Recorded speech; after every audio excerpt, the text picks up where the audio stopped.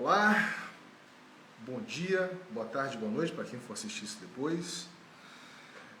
Estamos aqui começando o episódio 57, se não me engano, da live 20 minutos para mudar o mundo da utopia. Meu nome é Vinícius Braz Rocha.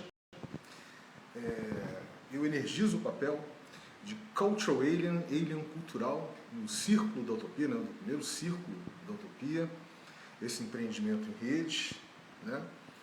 E vai ser muito interessante a conversa hoje, por vários aspectos. Primeiro porque a pessoa convidada, a Maia, uma grande amiga, alguém muito próximo, né?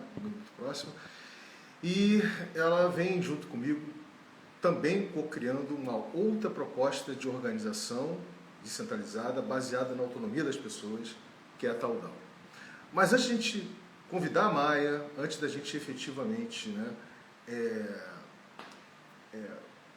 começar a fazer a live 20 minutos, vale dizer que hoje é o dia do engenheiro ambiental. Olha que interessante.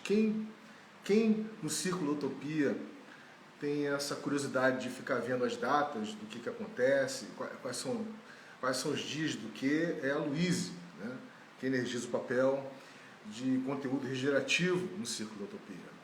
E aí eu fiquei curioso, e é curioso como o dia de hoje, dia 31 de janeiro de 2022, que é o dia, né, do engenheiro ambiental, da engenharia ambiental, a gente está exatamente finalizando um mês, né, com muita água, né, com muitas enchentes, e que vem à tona todos esses problemas de saneamento básico, de esgoto, etc., que nós temos aqui, não só nas grandes metrópoles como São Paulo, Rio de Janeiro, Curitiba, Belo Horizonte, etc., mas temos aí por todo o país, para não dizer por todas as sociedades, né, de uma forma geral. É muito interessante. E uma das coisas que eu achei interessante, das coincidências, né, é que o engenheiro ambiental, de muitas formas, tem que estar lidando com essas mudanças climáticas, né,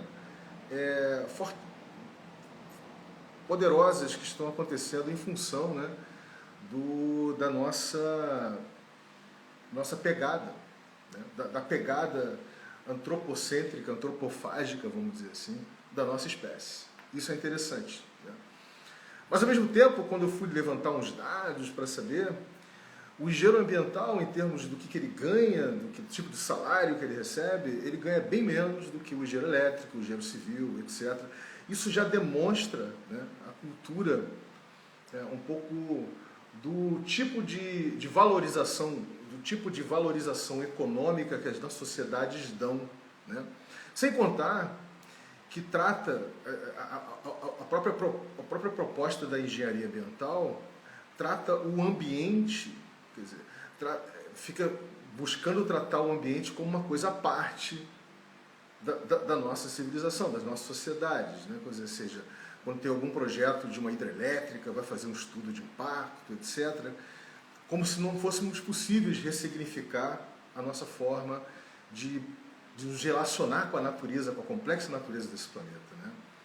Sem contar que todo mundo, né, tem o hábito de chamar o ambiente de meio ambiente, quer dizer, não é meio, né, ele inteiro, né, ele nos envelopa, faz parte da nossa existência, né? E por que eu estou achando isso tudo uma grande coincidência e estou achando muito interessante?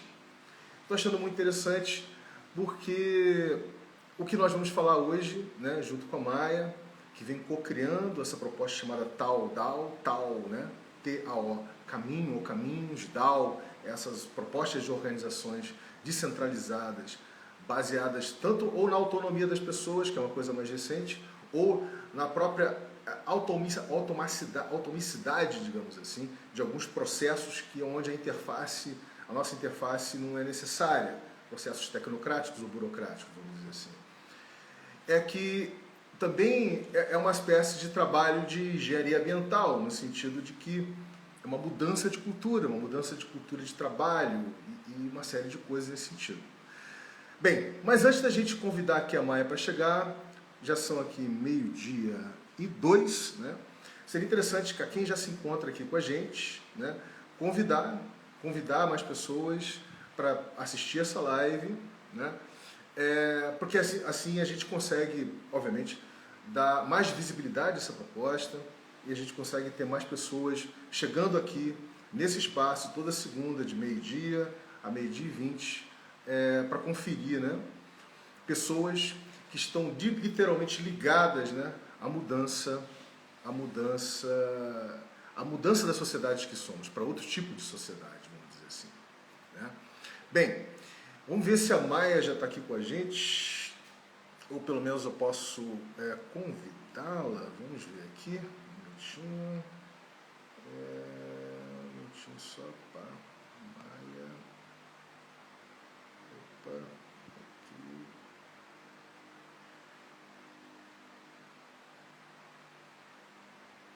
Deixa eu ver se a Maia já está aqui com a gente.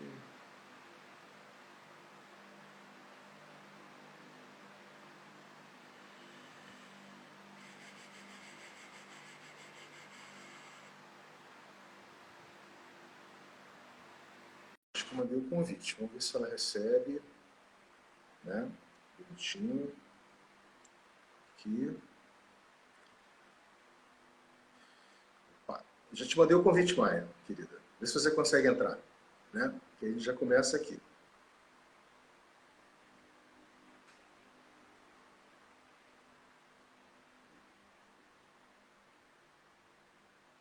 Opa. Opa, acho que a Maia está chegando aí no pedaço. Maia, querida, tudo bem? Eu acho que você tá meio assim. Eu acho que eu vou ter que ficar assim, que nem você. Você tá meio. Opa, agora melhorou. Isso aí. Então, seja bem-vinda à Live 20 Minutos para Mudar o Mundo, né? Que é um contato semanal que a gente busca fazer com pessoas como você, que vem co-criando, né? Novas formas de ser e existir nesse planeta, né? E vale dizer, gente, antes de eu chamar, pedir para a Maia falar um pouco dela, falar um pouco da vida dela, de como ela... do porquê que ela está aqui com a gente hoje, conversando, etc. Né? De que essa proposta aqui da live, 20 minutos, né, não está só ligada, obviamente, às pessoas que estão hoje energizando, né, os papéis desse círculo inicial da utopia. Vocês também estão convidados a entender melhor como é que é essa dinâmica e vocês próprios convidarem pessoas que vocês sabem que estão fazendo essa mudança. Né? E se quem quiser tirar um pouquinho de dúvida, nós vamos ter agora, na quarta-feira agora, de 18 às 19, nós vamos ter a quarta edição do Ask Me Anything, né? Me Pergunte Qualquer Coisa da Utopia, que é a primeira edição que nós fizemos de 2022, né? Onde vocês vão poder tirar dúvidas, inclusive, a respeito dessa dinâmica aqui. Bem, vamos lá, vamos direto ao assunto. Maia, querida, boníssimo dia, boníssima semana, seja bem-vinda. Prazer imenso ter você aqui, tá? Não só pelo afeto que eu tenho por você, mas por tudo que você vem fazendo de forma maravilhosa, incrível, na sua própria dinâmica de vida. Então, fica à vontade para falar um pouquinho de você, né? Dar um pouco do contexto para as pessoas. E a gente começa aqui, a gente já dá o pontapé inicial nessa live 20 minutos. Bom dia. Bom dia. Bom, falar de mim. Eu nasci numa família muito, assim, diferente, né? Meu pai, ele era da parte técnica, assim, naquela época, lidava com televisão, né? Essas coisas, televisão e emissoras de TV também. E ele morou com os índios no Xingu, ele fazia hipnose, e ele era muito diferente, assim, meu pai, né? E com ele, eu peguei o gosto por essa área técnica, assim, né? E fui trabalhar muito novinha na área de produção, de TV, né, de audiovisual, né? Então eu trabalhei em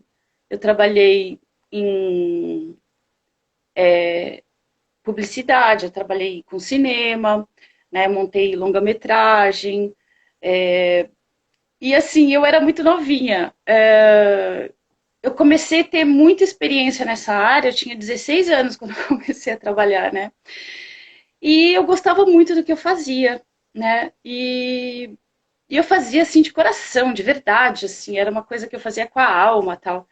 Só que quando eu me introduzi, e meu gato passou aqui, quando eu comecei a ter esse ritmo no mercado, assim, eu percebi que era assim, eu fazia com todo o coração, mas a coisa era uma troca só monetária. Então, às vezes, eu tinha que me sujeitar a fazer coisas pelo dinheiro. E eu saía muito insatisfeita. Eu saía muito, assim, muito frustrada, assim, né, com a situação. E essa situação começou a pegar para mim, assim, porque eu fazia com a alma, assim, eu fazia com o coração, né? E desde daquela época, assim, eu comecei a sentir a necessidade de uma mudança, né? E eu fiquei 25 anos fazendo tudo quanto é tipo de audiovisual, assim, sabe? Para empresas, né? É, coisas pequenas, coisas grandes, coisas médias. Eu fiz de eu trabalhei em todas as áreas do audiovisual, todas, todas. Foram 25 anos. Daí chegou uma hora que eu estava vivendo só, assim, Você, inclusive, participou da montagem de alguns filmes até conhecidos, né, Maia? Quais foram os filmes? sim, Quais foram os sim. filmes que você participou? Eu trabalhei como assistente de montagem do Desmundo, não. Desmundo eu montei, eu fiz a montagem do Desmundo. Eu trabalhei com o Hector Babenco como com assistência de montagem em Coração Iluminado.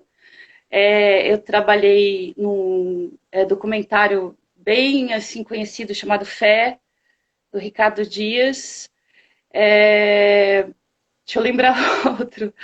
Uh, qual foi outro? Hans Hans Staden. Staden, isso aí, Hans Hans Staden. Staden, Isso. assistência de montagem também. Para um diretor bem engraçado, ele tem um apelido de Gal.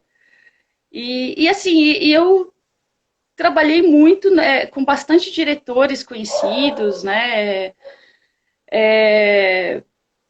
Assim, eu era extremamente realizada com o que eu fazia. Mas a parte chata era o que eu estava trocando, né? Que era só o dinheiro, né? Era uma coisa monetária, assim, né? E isso me fez questionar bastante coisa, principalmente quando eu tive filho. A hora que meus filhos nasceram, assim, tudo começou a acontecer muito rápido, né? A hora que eu tive filhos, eu percebia que assim a estrutura de trabalho deixava meus filhos de lado. Assim, ou eu trabalhava ou eu cuidava dos meus filhos. Ou eu ia na reunião de pais e mestres, ou eu me dedicava à minha profissão. Começou a criar essa coisa meio esquizofrênica, assim. Eu queria ser feliz. Eu queria poder incluir tudo da minha, eu queria ser inteira. Né? E aí eu tinha que fazer essa divisão. Então isso me causou assim uma crise. E essa crise, ela também, ela foi acentuada por um problema físico, né? Que eu tinha um problema quando eu era pequena, né? Eu tinha feito umas cirurgias, né? Para resolver um problema no fêmur. Só que assim, eu vivi uma vida normal, tranquila, fiz tudo que eu tinha que fazer, viajei, tive filhos, fiz faculdade, trabalhei. Só que eu acho que pelo estilo de vida que eu estava levando, né, que era muito pesado, eu entrava, eu tinha hora para entrar, mas eu nunca tinha hora para sair do meu trabalho. Eu podia virar à noite. Teve vezes que eu fiquei 3 dias seguidos numa ilha de edição. 3 dias sem sair, noite e dia. Então, assim, esse tipo de vida, esse tipo de estresse começou também a afetar o meu físico. E aí eu entrei numa crise total, assim, era uma crise total, assim, de o que eu estava vivendo fazendo aquilo, né? Como que eu incluía a minha parte humana nisso tudo, né? Os meus filhos, o meu prazer, a minha alegria de estar vivendo, não só trabalhando, mas vivendo, né? E eu puxei o breque de mão total, assim, eu puxei o breque de mão e fui em busca de uma outra forma de viver, uma outra forma de viver. Falei, não, isso não tá certo, eu parei tudo. E aí eu resolvi cuidar dos meus filhos, né?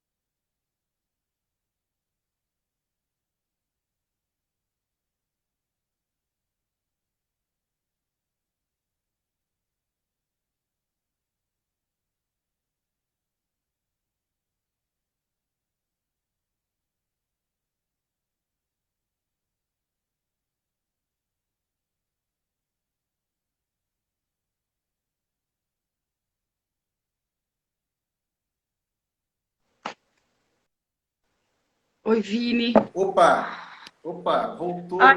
Caímos, faz parte, querido, faz parte. Você caiu e eu estava falando e eu estava sem o áudio, olha que loucura. Eu falando com as pessoas, mas sem áudio. Agora voltou, tá tudo certinho. Beleza, vamos nessa. Obrigado, Marcelo, pela dica. Então vamos lá. Então é interessante que você chegou a um determinado momento, né? Que foi um momento onde você sentiu na pele, vamos dizer assim, como todos nós sentimos, né? A crueza, não vou dizer, eu acho que é crueza, ou a frieza ou a crueza, ou a sistematicidade, ou a automaticidade, né? Do tipo de vida que nós acabamos tendo com essa vida extremamente urbana, extremamente econômica, baseada somente em valores econômicos, né? Financeiro e econômico, que a gente tem como sociedade, como civilização, não é isso? E aí você começou a fazer investigações, e nessas investigações você acabou conhecendo a escola de redes, né? Especialmente o laboratório da escola de redes. Fala um pouquinho como foi esses encontros do laboratório da escola de redes, que você acabou conhecendo depois o Oswaldo Oliveira, no Empreender-se, né? E dali você conheceu a estação experimental, a Evoslat, que aí chegou assim na Taudal. Quer dizer, eu sei que é um longo percurso, mas vamos ver se você consegue, em 5 minutinhos, é, passar um pouco dessa experiência para a gente. Vai, querida, fica à vontade. foi mais ou menos em 2013, assim, eu não me recordo exatamente o ano, mas é mais ou menos, né? Que eu estava assim com essa satisfação total e fui em busca, né, de explorar, né? E aí, através de um amigo, o Luiz de Campos, né, que eu descobri que é o laboratório. Eu comecei a ir toda segunda-feira, tinha esses encontros, essas conversas, reflexões filosóficas sobre como que as coisas se davam na sociedade, em rede, como que os fluxos aconteciam e a gente investigando, né? E dali eu conheci pessoas que me levaram a conhecer o Oswaldo e aí embarquei mergulhei lá no Empreender-se para refletir sobre redes e sobre como configurar modos de viver, né, e negócios de uma outra forma, né, foi uma outra investigação, e dali conheci a estação experimental. E a estação experimental, assim, foi a que eu mais me identifiquei, assim, porque realmente eu minha família era totalmente, meu pai era totalmente desconstruído, né? Ele tinha morado no meio da selva, ele fazia hipnose. Então, assim, eu tive uma criação muito diferente da criação normal que todo mundo tem, sabe? Assim, então era difícil para mim encaixar em qualquer lugar, porque, assim, eu não tinha castigo, né? Tudo era filosoficamente conversado, assim, sobre pontos de vistas das coisas, né? É, eu não era obrigada a nada, não existia regras. Na minha casa não tinha regras. Não existia essa coisa de, essa é a regra, sabe? E aí, então eu questionava muitas coisas, né? Eu aprendi isso, acho que com meu pai, né? E eu acho que a estação foi o lugar onde eu mais me senti em casa, assim, sabe? Porque realmente as coisas acontecem do jeito sem comando e controle de verdade. Porque eu vejo assim que às vezes existem propostas em vários lugares, né, de ser tipo uma coisa aberta, desconstruída, mas acaba repetindo sem querer os modelos, né? Até a página 10, até a página 10 ela é aberta, mas chega um ponto que a pessoa não consegue soltar, porque aí continua reproduzindo aquilo que aprendeu dentro de casa, sei lá, né, na sociedade, e é muito difícil soltar isso, né? E E aí, eu. e aí até que, Hã? desculpa, mas como a gente está começando a ficar com um tempinho curto, eu vou te cortar um pouquinho, querida, você não vai se importar. Olha só, eu sei que é muita coisa, gente, para a gente conversar. Eu acho que isso aqui vai merecer um Wallcast Experience, né? A gente vai fazer um Wallcast. Eu vou conversar com a Maia depois para, de repente, fazer um Wallcast para convidar outras pessoas que estão passando pela mesma transição que a Maia está passando, que é uma transição de cunho regenerativo, né, na sua essência. E agora vamos falar um pouquinho, já na reta final aqui dos nossos 20 minutos, né, para mudar o mundo da live, um pouquinho desse convite de cocriação da Taudal, né? O que a Taudal vem representando para você, que é editora, que é produtora de conteúdo? O que a Taudal vem representando na sua vida para você, nesse sentido? E aí, essa ligação com a própria Utopia, né, através do próprio Ocast, quem sabe? Vai ser muito interessante a gente fazer um Ocast depois disso aqui, porque, para quem não sabe, a Maia cuida, junto com o Renato e outras pessoas, da pós-produção, né, dos Ocasts, desse podcast descentralizado da Utopia, que vem acontecendo, né? E vai ser muito interessante a gente fazer um Ocast com a própria Maia, quem sabe com o Renato e outras pessoas que a gente vai convidar. Mas, enfim, fala um pouquinho das pessoas, como é que vem sendo essa experiência para você, Maia. Então eu fiquei. Quando o Vini me chamou para conhecer a Taudal, né, interagir, porque não é uma forma de trabalhar, né, não é um trabalho, né, é um modo de viver. Eu considero isso, né.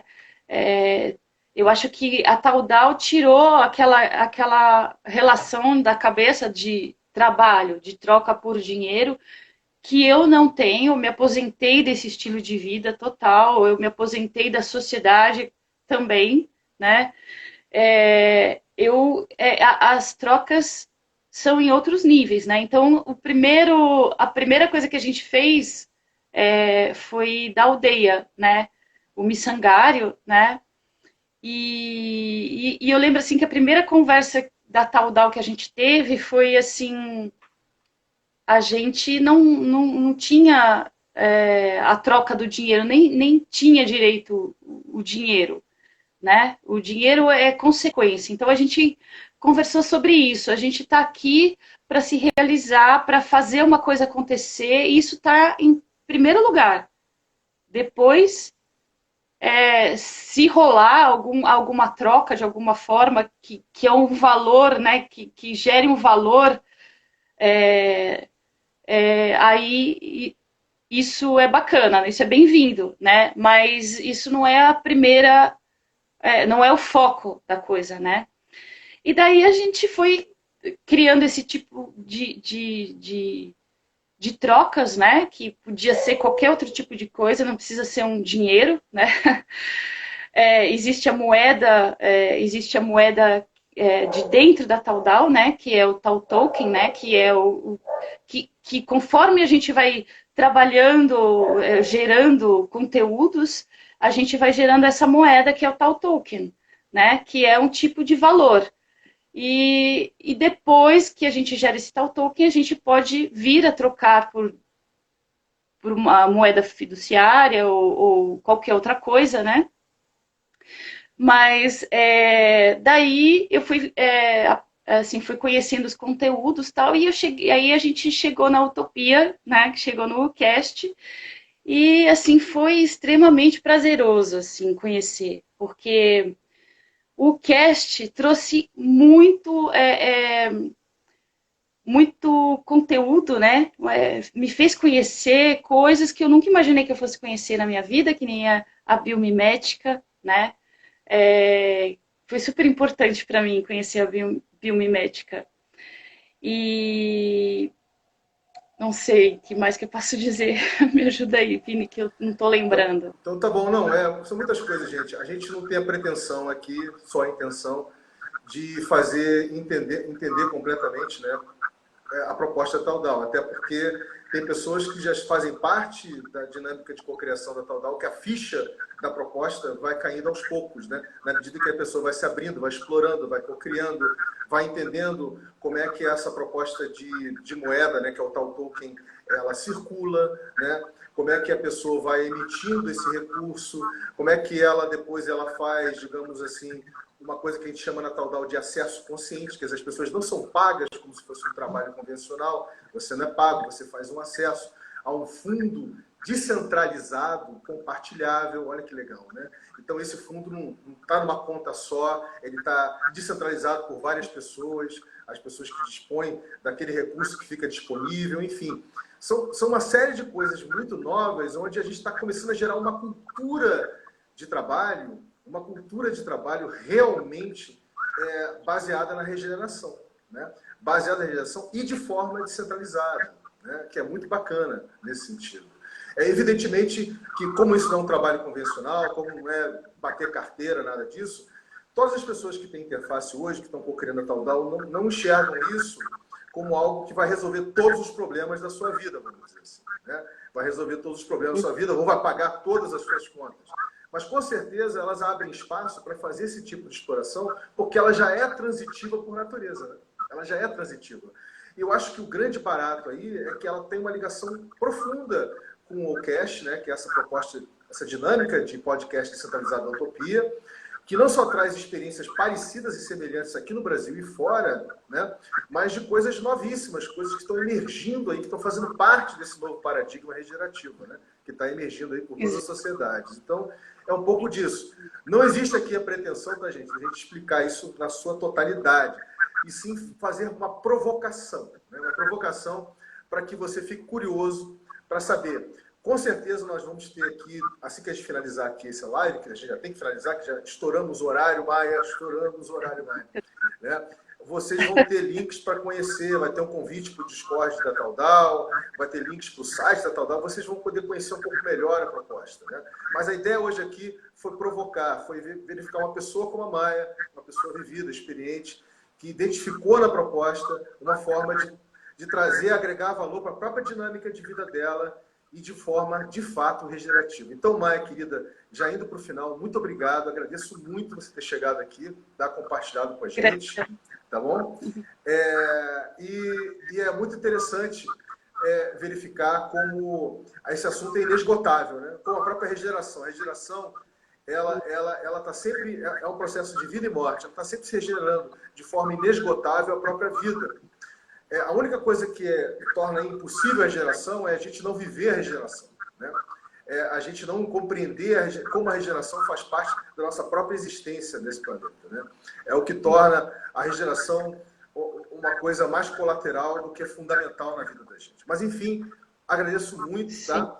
E é isso. Obrigado pra caramba.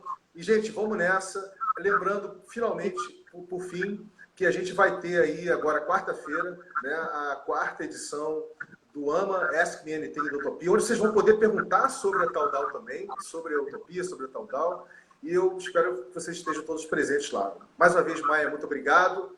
Mais alguma coisa que você queira compartilhar com a gente, só para a gente dar aquela fechada bacana aqui? ou a gente já pode dar aquele Eu tchau e vamos nessa? só queria chamar as pessoas para darem uma olhada nos casts, né? Que são assim assuntos de explodir a cabeça e sobre regeneração, né? Faz a gente refletir sobre muitos modos de vida. Então é isso. Então tá bom. Obrigado, querida. Fica bem. Obrigado, gente, pela presença. E semana que vem tem mais uma live, 20 minutos para mudar o mundo, tá? Valeu, um abraço. Forte abraço. Um abraço. Beijo. Beijo.